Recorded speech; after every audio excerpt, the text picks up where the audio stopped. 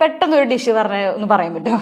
നിങ്ങൾക്ക് കോഫി ഇഷ്ടമാണെന്നുണ്ടെങ്കിൽ രാവിലെ ഒരു നല്ല കോഫി ഉണ്ടാക്കി വെക്കുക. എന്നിട്ട് ഈ അരിപ്പൊടി വാങ്ങിക്കാൻ കേട്ടോ, പുട്ടുപൊടി വാങ്ങിക്കാം. നിങ്ങൾ തലേന്ന് ജോലിയും കഴിഞ്ഞ് പോകുന്ന സമയത്ത് ഒരു പീനട്ട് ബട്ടർ വാങ്ങിച്ചു വെക്കുക. അത് ഈ കടിക്കുന്ന ക്രഞ്ചി പീനട്ട് ബട്ടർ. അവിടുന്ന് തന്നെ ചിലപ്പോൾ മസാല കപ്പലുണ്ട്, മസാല കപ്പൽ ഇത് കൊണ്ടുപോയിട്ട് ഈ ചിരട്ടപ്പുട്ടിന്റെ ഇത് കിട്ടും, ഉണ്ടാക്കുന്ന സാധനം. അതിനകത്ത് ചില്ലിട്ടിട്ട് തേങ്ങാപ്പീര ഇടുക, പുട്ടിന്റെ പൊടി നനച്ച് ചെറിയൊരു ചൂടുവെള്ളത്തിൽ നനച്ചിട്ട് പുട്ടുപൊടി ഇടുക, 1 ടേബിൾ സ്പൂൺ പീനട്ട് ബട്ടർ വെക്കുക, കുറച്ച് തേങ്ങ ഇടുക, പിന്നെയും പുട്ട് ഫില്ല് ചെയ്തിട്ട് ക്ലോസ് ചെയ്ത് സ്റ്റീം ചെയ്യാം.